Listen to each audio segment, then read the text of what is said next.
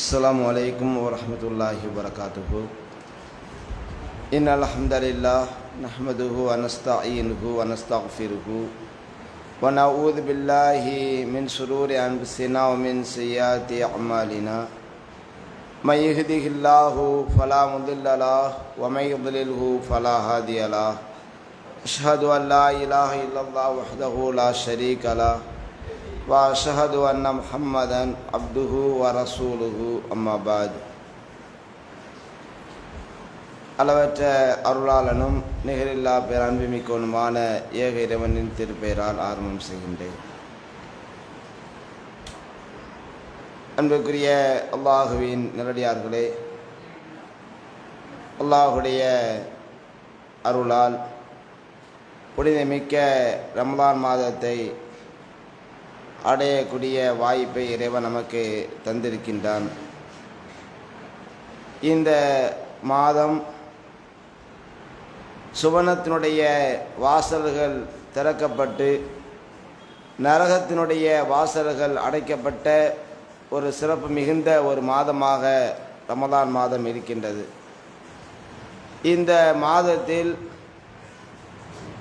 ஒவ்வொரு நொடி பொழுதையும் பயனுள்ள வகையில் நாம் ஆக்கிக்கொள்ள வேண்டும். இந்த உலகத்தில் இறைவன் நமக்கு கொடுத்திருக்கக்கூடிய ஆயுள் காலம் என்பது மிகவும் அற்பமானது. இந்த ஆயுள் காலத்தை யார் பயனுள்ளதாக ஆக்கிக் கொள்கிறார்களோ அவர்கள்தான் மறுமை வாழ்வில் ஈரேற்றம் பெறுவார்கள். காலமும் நேரமும் இறைவன் நமக்கு கொடுத்திருக்கக்கூடிய மிகப்பெரிய ஒரு பொக்கிஷம். அதை நன்மையின்பால் நாம் ஆக்கிக் கொள்ள வேண்டும். இந்த நேரத்தினுடைய அருமையை ஒரு மனிதன் எப்போது உணர்வான் என்றால் மரண தருவாயில் இருக்கின்ற பொழுதுதான் உணர்வான். இதை அல்லாஹ் திருக்குர்ஆனிலே நமக்கு சொல்லி காட்டுகிறான். மரணிக்கக்கூடிய அந்த நேரத்திலே நன்மைகளை செய்யாமல் பயனுள்ள வகையில் இந்த உலக வாழ்க்கையை அமைத்து கொள்ளாமல் வீணான காரியங்களின் பக்கம் கவனத்தை செலுத்தி நேரத்தையும் காலத்தையும் வீணாக்கி யார் வாழ்ந்தார்களோ அவர்கள் மரண தருவாயில் இருக்கின்ற பொழுது அப்பொழுது நேரத்தினுடைய அருமை உணர்வார்கள். அப்போ அல்லாஹ்விடத்திலே கோரிக்கை வைப்பார்கள், ரப்பிர்ஜிஊன், இறைவா என்னை திருப்பி அனுப்பு, உலகத்திலே என்னை திருப்பி அனுப்பு.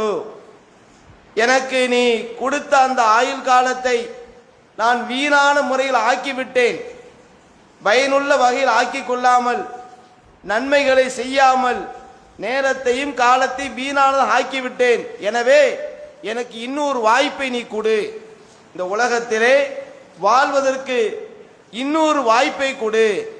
அப்படி நீ வாய்ப்பு கொடுத்தால் லஅல்லி அமலு சாலிகன் ஃபீமா தரக்து, எந்தெந்த நல்ல மலைகளை எல்லாம் நான் செய்யாமல் நன்மைகளை செய்யாமல் பயனுள்ள வகையில் இந்த உலக வாழ்க்கை அமைத்து கொள்ளாமல் இருந்தேனோ அதையெல்லாம் நான் செய்துவிட்டு வருகிறேன். இந்த உலக வாழ்க்கையை நான் பயனுள்ளதாக ஆக்கிவிட்டு வருகிறேன், அதற்காக எனக்கு இன்னொரு வாய்ப்பை கொடு என்று அந்த நேரத்திலே மரண தருவாயில் இருக்கின்ற பொழுது மனிதன் அல்லாஹ்விடத்தில் கோரிக்கை வைப்பான்.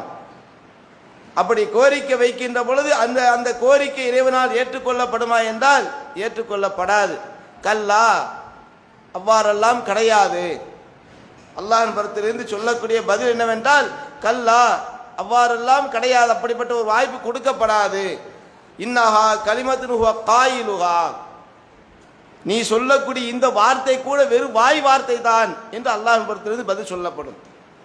இப்பொழுது சொல்லக்கூடிய இந்த வார்த்தை கூட எனக்கு இன்னொரு வாய்ப்பை கொடு, அப்படி வாய்ப்பு கொடுத்தால் நான் என்னுடைய அந்த ஆயுள் காலத்தை பயனுள்ளதாக ஆக்கிக் கொள்வேன், நன்மையின்பால் கவனத்தை செலுத்துவேன் என்று நீ சொல்கிறாயே, இதுவும் வெறும் வாய் வார்த்தை தான், நீ அவ்வாறு செய்ய மாட்டாய் என்று சொல்லி இன்னஹா கலிமத்து காயிலுகா ஒமி பராய் பர்சகுன் இலாயோமி இபாசூன், எழுப்பப்படக்கூடிய அந்த நாள் வரை அவர்களுக்கு பின்னால் ஒரு திரை ஏற்படுத்தப்பட்டுவிடும் என்று திருக்குர்ஆனில் அல்லாஹ் குறிப்பிடுகின்றான்.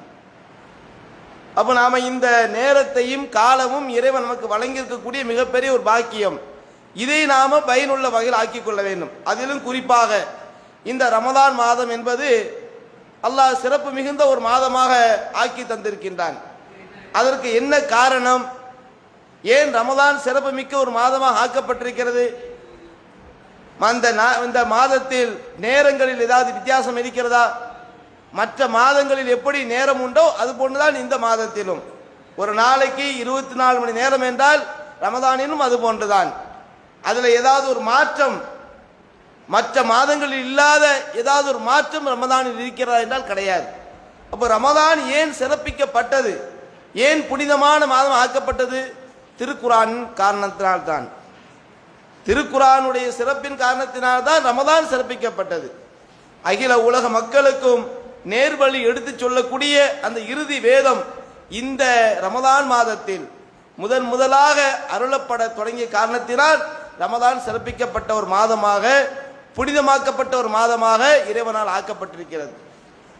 அப்ப இந்த மாதத்திலே நாம் செய்ய வேண்டிய பயனுள்ள வகையில் ஆக்கிக் கொள்ள வேண்டிய முதல் காரியம் திருக்குரானோடு நம்முடைய தொடர்பு அதிகப்படுத்தணும். இன்னைக்கு நம்முடைய தொடர்பு என்பது பல வகையில் வீணானதாக தான் இருக்கிறது. இன்னைக்கு மொபைல் இருக்கிறது. இன்னைக்கு மொபைல் இல்லாத மக்கள் யாரும் கிடையாது.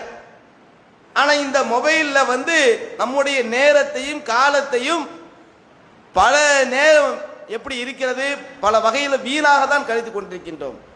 மொபைலில் பயனுள்ள விஷயங்களும் இருக்கிறது, அதை பயனுள்ள வகையில் ஆக்கிக் கொள்ளக்கூடிய காரியங்களும் இருக்கிறது.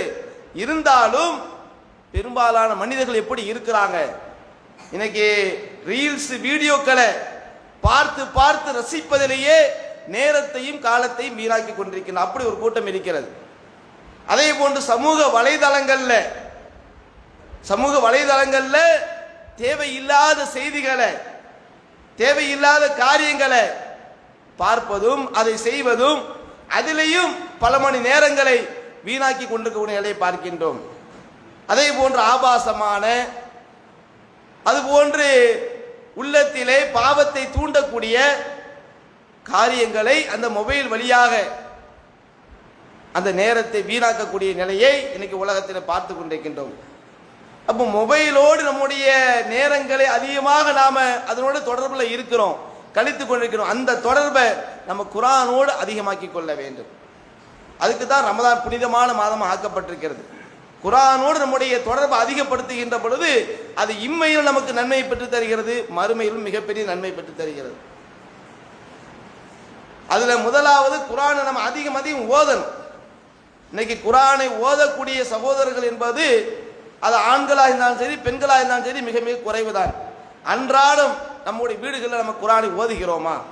தினந்தோறும் நம்ம வீட்டில் குர்ஆனோடு நம்முடைய தொடர்பு இருக்க சிந்திச்சு பாருங்க. பெரிய வயது முதல் சிறிய வயதுள்ள, அதாவது பெரியவர்கள் முதல் சிறியவர்கள் வரை குர்ஆனை அனுதினமும் நம்முடைய வீடுகளில் ஓதப்படுகிறதா? நம்ம ஓதுகிறோமா? ரமதான் மாதத்தில் அதை அதிகப்படுத்த வேண்டும். ஆனால் நம்முடைய வாழ்க்கையில குர்ஆனோடு அந்த ஓதுதலோடு நம்முடைய தொடர்பு அதிகமாக இருக்கிறதா? இன்னைக்கு பள்ளிவாசல்களில் பார்க்கின்றோம், குர்ஆன் எல்லாம் வாங்கப்பட்டு அடுக்கி வைக்கப்பட்டிருக்கிறது. பள்ளிவாசல் என்றால் குர்ஆன் இருக்கின்றது, அவ்வளவுதான். அந்த குர்ஆனை எத்தனை பேர் நம்ம எடுத்து திறந்தோறும் ஓதுகிறோம்? ஓதக்கூடிய எத்தனை பேர் இருக்கிறோம்? அல்லாஹ்வுடைய தூதர் சொல்கின்றார்கள், குர்ஆனை பொறுத்தவரை அதுல எந்த ஒரு விஷயமா இருந்தாலும் அர்த்தம் தெரிஞ்சாதான் நமக்கு அது நன்மையை தரும். ஆனா குர்ஆனை பொறுத்தவரை அர்த்தம் தெரியாம அதை ஓதினால் நமக்கு நன்மை தரக்கூடிய ஒரு நூல். நமக்கு பொருள் புரியவில்லை என்றாலும் அல்ஹம்துலில்லாஹி ரப்பில் ஆலமீன் அர் ரஹ்மானிர் ரஹீம், அது அல்லாஹ்வுடைய வார்த்தை என்று நம்பி நாம் அதை ஓதுவோமே, ஆனால் அதுல ஓதக்கூடிய ஒவ்வொரு எழுத்துக்கும் 10 நன்மை வழங்கப்படுகிறது. நபி அவர்கள் சொல்கின்றார்கள், அலிஃப் லாம் மீம் என்பதை நான் ஓர் எழுத்து என்று சொல்ல மாட்டேன். அலிஃப் என்பது ஒரு எழுத்து, லாம் என்பது ஹர்ஃப் ஒரு எழுத்து, மீம் என்பது ஒரு எழுத்து. அப்படி என்றால் அலிஃப் லாம் மீம் இது அல்லாஹ்வுடைய வார்த்தை, இது திருக்குர்ஆனுடைய வார்த்தை என்று ஒருவர் நம்பி அந்த வார்த்தையை சொல்வாரேயானால் 30 நன்மை அளிக்கப்படுகிறது. இப்ப அல்ஹம்து 5 வார்த்தைகள் 5 எழுத்துக்கள் இருக்கிறது, 50 நன்மை அல்லாஹ் வழங்குகிறான். இப்படி குர்ஆன்ல ஒவ்வொரு எழுத்துக்கும் 10 நன்மை. இன்னைக்கு குர்ஆனை நம்ம ஓதுகிறோமா? இன்னைக்கு மொபைலில் உட்கார்ந்து ரீல்ஸ் வீடியோக்களை பார்க்குற இன்ன பிற கட்டு கதைகளையும் கப்சாக்களையும் தேவையில்லாத செய்திகளையும் நாம் உட்கார்ந்து படிக்கிறோம். ஆனால் குர்ஆனை நம்ம ஓதுகிறோமா? குர்ஆனில் ஒவ்வொரு எழுத்துக்கும் 10 நன்மை வழங்கப்படுகிறது. அது மட்டுமா, நபி அவர்கள் சொல்கின்றார்கள், இக்ரவுல் குர்ஆன், குர்ஆனை நீங்கள் ஓதி வாருங்கள். நாளை மறுமையில் எந்த ஒரு மனிதரும் மக்ஷர் பெருவழியில் மனிதர்களை நிறுத்தி வைத்திருக்கும் பொழுது யாரும் நம்மளை காப்பாற்ற மாட்டாங்க. நம்முடைய தாயோ, நம்முடைய தகப்பனோ, நம்முடைய அண்ணனோ, தம்பியோ, அக்காவோ, தங்கச்சி, இந்த பிற சொந்தங்களோ, நண்பர்களோ யாராவது அங்கே வந்து நமக்கு கை கொடுப்பார்களா? யாரும் கை கொடுக்க மாட்டார்கள். அதனுடைய அந்த மறுமையினுடைய நிலையை பற்றி அல்லாஹ் குர்ஆனில் சொல்கின்ற பொழுது, ஃபைதா ஜா சாஹத், அந்த மறுமை நிகழ்வு ஏற்படக்கூடிய நேரத்தில் யௌம யஃபிர்ருல் மர்உ மின் அஹீ, ஒவ்வொரு சகோதரனும் தன்னுடைய சகோதரனை கண்டு விரண்டோடுவான். உம்மிஹி வ அபீஹி வ சாஹிபதி பனி, தாயும் தகப்பனும் மனைவியும் பிள்ளைகளும் இப்படி ஒவ்வொருவருமே அவர்களை கண்டு விரண்டு ஓடுவார்கள். விரண்டு ஓடுவார்கள், யாரும் பக்கத்தில் வரமாட்டாங்க. நம்முடைய தாயை பார்ப்போம், நம்முடைய தகப்பனை பார்ப்போம், ஆனா யாராவது நமக்கு வந்து அவர்கள் நம்மை கண்டு ஓடுவார்கள், அவர்கள் கண்டு நாம ஓடுவோம். இதான் மறுமையினுடைய நிலை. அப்ப அந்த மறுமையில யாரு நமக்காக வந்து பரிந்து பேசவோ, நமக்கு உதவி செய்யவோ, நம்மளை காப்பாற்றவோ மாட்டார்கள். அப்படிப்பட்ட அந்த நாளிலே ரசூலுல்லாஹ் சொல்றாங்க, இக்ரவுல் குர்ஆன், குர்ஆனை ஓதி வாருங்கள், ஃபஇன்னஹு யத்தி யௌமல் கியாமா, அது கியாமத் நாளில் அந்த குர்ஆன் வரும். வந்து குர்ஆனோடு யாரெல்லாம் தொடர்பில் இருந்தார்களோ அவர்களுக்காக அல்லாஹ்விடத்தில் பரிந்து பேசும். நாளை மறுமையில் அல்லாஹ்விடத்தில், இறைவா, இவர் உலகத்தில் வாழக்கூடிய நேரத்தில் இந்த குர்ஆனோடு அவருடைய தொடர்பு அதிகம் இருந்தது, குர்ஆனை ஓதக்கூடியவராகவும் குர்ஆனுடைய வசனங்களை சிந்திக்கக்கூடியவராகவும் அதை தன்னுடைய வாழ்க்கையில் செயல்படுத்தக்கூடியவராகவும் இவர் இருந்தார் என்று அல்லாஹ்விடத்தில் அந்த திருக்குர்ஆன் அந்த மறுமை நாளில் அந்த கடுமையான அந்த நேரத்திலே அல்லாஹ்விடத்தில் பரிந்து பேசக்கூடிய ஒரு வேதமாக திருக்குர்ஆன் இருக்கிறது. அப்ப அந்த குர்ஆனோடு இந்த மாதத்தில் நம்முடைய தொடர்பை அதிகப்படுத்தணும். இன்ன பிற மாதங்களிலும் நம்முடைய தொடர்பு இருக்கணும். இன்னும் இந்த ரமதானிலிருந்து நம்ம இன்னைக்கு நம்ம முதல் நாள் இருக்கிறோம். இது ஒரு பயிற்சியாக இன்னையிலிருந்து நான் தினந்தோறும் குர்ஆன் ஓதுவதற்கென்று ஒரு நேரத்தை ஒதுக்குவேன் என்று முடிவு செய்து கொள்ளுங்கள். பள்ளிவாசலே அல்லது வீட்டிலே ஒரு அதாவது ஒரு காரியத்தை நம்ம திட்டமிடணும். திட்டமிட்டால் தான் செயல்படுத்த முடியும். ஒரு திட்டமிடுதல் இருக்கணும். நான் இன்னையிலிருந்து ஒரு 15 நிமிடம் திருக்குர்ஆனை தினந்தோறும் ஓதுவேன். எவ்வளவு பெரிய வேலைகள் இருந்தாலும் நான் அந்த காரியத்தை விட மாட்டேன். அப்படி ஒரு முடிவு பண்ணிக்கிடணும். எப்படி வாய்ப்பு கிடையாது, ஒன்று பள்ளிவாசல் உட்காந்து ஓத வாய்ப்பு கிடையாது பள்ளிவாசல்ல, அல்லது வீட்டில் இருந்து ஓத வாய்ப்பு கிடையாது வீட்டில், இப்படி குர்ஆனை ஓதுவதற்கென்று நேரத்தை ஒதுக்கணும். அதே போன்று அல்லாஹ்விடத்தில் அதிகம் அதிகம் பாவமன்னிப்பு தேடக்கூடியவர்களாக இருக்க வேண்டும். நபிகள் நாயகம் ஸல்லல்லாஹு அலைஹி வஸல்லம் அவர்கள் முன்பின் பாவங்கள் மன்னிக்கப்பட்ட ஒரு மாமனிதர். அப்படிதான் அல்லாஹ்வுடைய தூதரை பற்றி அல்லாஹ் நமக்கு சொல்லி காட்டுகிறான்.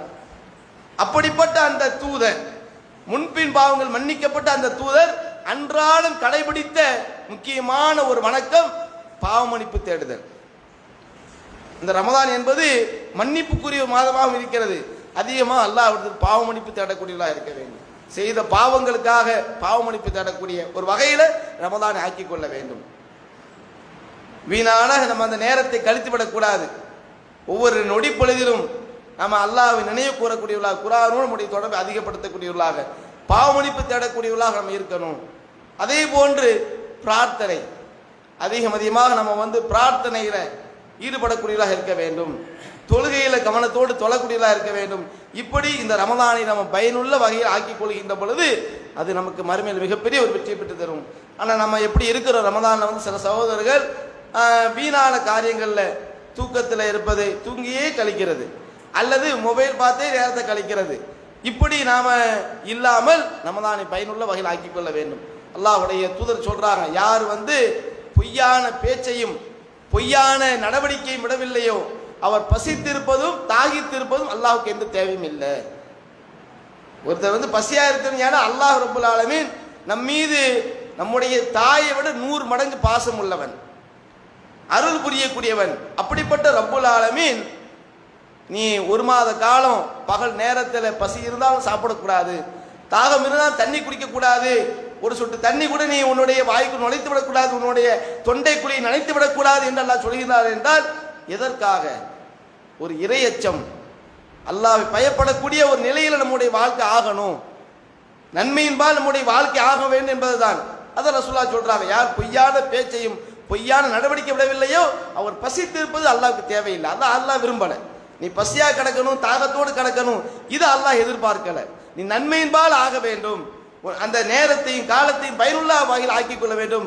ஏனென்றால் கொடுக்கப்பட்ட இந்த அற்ப ஆயுள் காலத்தை நம்ம பயனுள்ள வகையில் ஆக்கிக் கொள்கின்ற பொழுது மறுமையில் மிகப்பெரிய ஒரு வெற்றி அல்லாஹ் வழங்க இருக்கின்றான். அப்படிப்பட்ட நிலையில் இந்த ரமதானை பயனுள்ளதாக ஆக்கி அதன் மூலமாக ரமதானுக்கு பிறகு இருக்கக்கூடிய அந்த காலங்களையும் அல்லாஹ் நமக்கு பயனுள்ளதாக நாம் ஆக்கி கொண்டு அதன் மூலமாக இந்த உலகத்திலும் மறுமையிலும் வெற்றி பெறக்கூடிய அடியார்களாக அல்லாஹு தஆலா உங்களையும் என்னையும் ஆக்கி அருள வேண்டும் கூறி என்னுடைய இந்த உரையை நிறைவு செய்து கொள்கின்றேன். வாஹிர் தாவானா அன்னில் ரப்பில் ஆலமீன்.